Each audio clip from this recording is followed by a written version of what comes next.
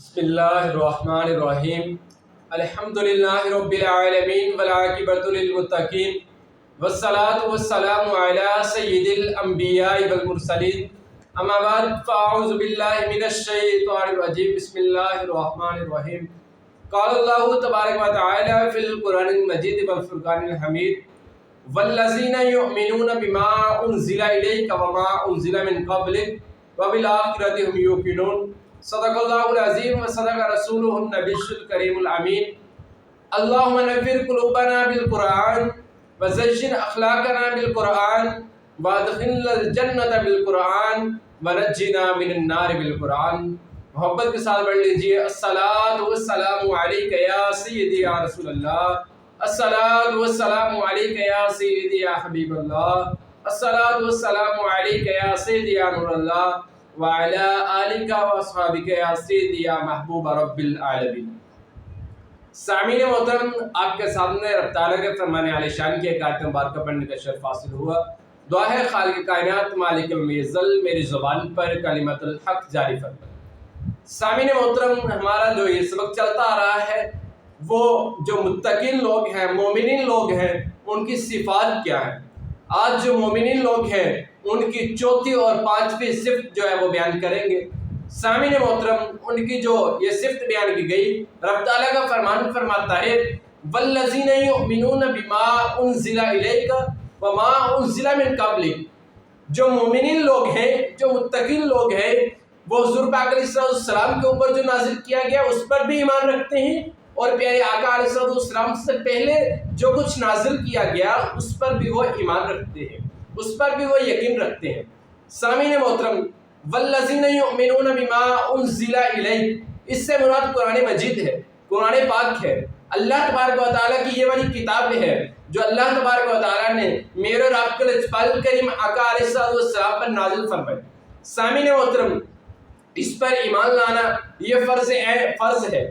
سامعین محترم، اگر یہ بات دیکھی جائے جو یہ شریعت پیارے آقا علیہ السلام پر نازل ہوئی ہے اس پر ایمان لانا بھی فرض ہے، اور اس کے ساتھ ساتھ جو شریعت جو کتابیں پچھلے نبیوں پر نازل ہوئی تھی ان پر بھی فرض ہے ایمان لانا۔ ان پر کس طرح ایمان لایا جائے؟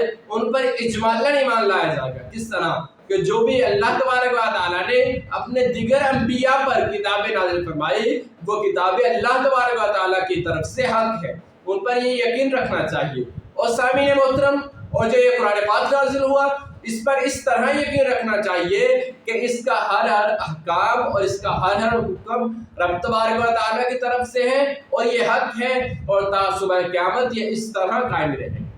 سامعین محترم، اس آیت مبارکہ سے ایک اور نقطہ واضح ہوتا ہے کہ اس آیت مبارکہ کے اندر کہا گیا ہے والذین یؤمنون بما انزل الیک وما انزل من قبلک۔ صرف دو چیزیں بیان کی کہ جو آپ پر نازل کی گئی کتاب اس پر ایمان لانا ہے، اور جو پہلے نبیوں پر۔ سامعین محترم، اس سے پتہ چلا کہ آپ علیہ السلام کے بعد کوئی اور نبی نہیں ہے۔ جناب محمد مصطفیٰ صلی اللہ تعالیٰ علیہ وسلم کے بعد کوئی اور نبی نہیں آئے۔ اگر پیارے لجپال کریم آقا علیہ السلام کے بعد کوئی نبی آتا تو پھر رب تعالیٰ یہ بھی فرما دیتا کہ بعد میں آنے والی شریعت پر بھی ایمان لانا۔ یہ آیت واضح ثبوت ہے ختم نبوت پر کہ لجپال کریم آقا علیہ السلام کے بعد کوئی نبی نہیں آ سکتا۔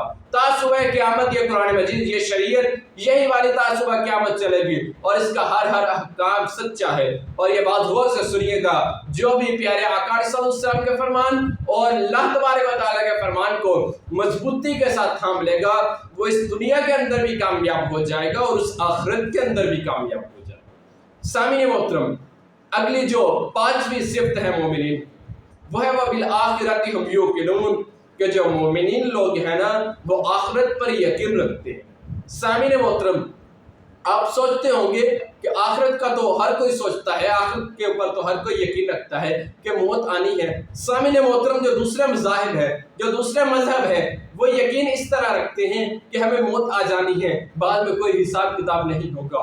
اور یہ بات یاد رکھیے گا کہ جو حقیقی طرح یقین رکھنا ہے وہ یہ ہے کہ جو مومنین لوگ ہیں وہ یہ سوچتے ہیں کہ ہمارے اعمال کا حساب بھی ہوگا، ہمیں جزا بھی دی جائے گی، بدلے کے اندر جنت بھی دی جائے گی۔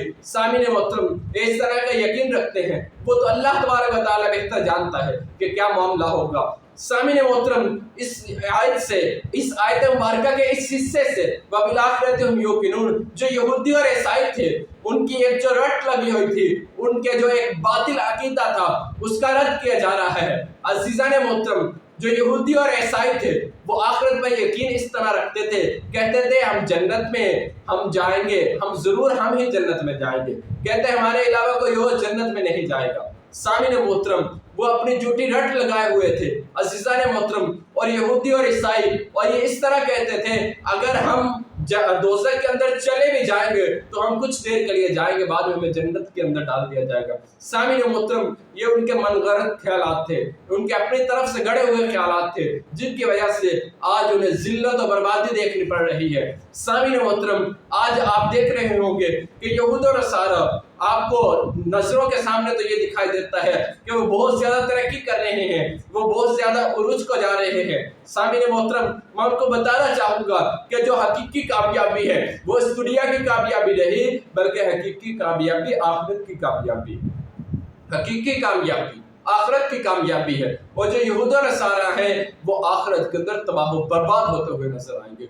अल्हम्दुलिल्लाह, अल्लाह पाक का करोड़ एहसान है कि अल्लाह तबारक व तआला ने हमें अपने प्यारे हबीब अलैहिस्सलाम के वसीले से हमें मुसलमान घराने के अंदर पैदा फरमाया और हमें मुसलमान बनाया। मैं अल्लाह तबारक व तआला की बारगाह के अंदर दुआ करता हूँ कि खालिक कायनात मालिक यौम हमें सही तरीके से हमारे अकायद को समझने की तौफीक अता फरमाए और इस पर पुख्तगी अता फरमाए। व आखिर दावाना अनिल हम्दुलिल्लाहि।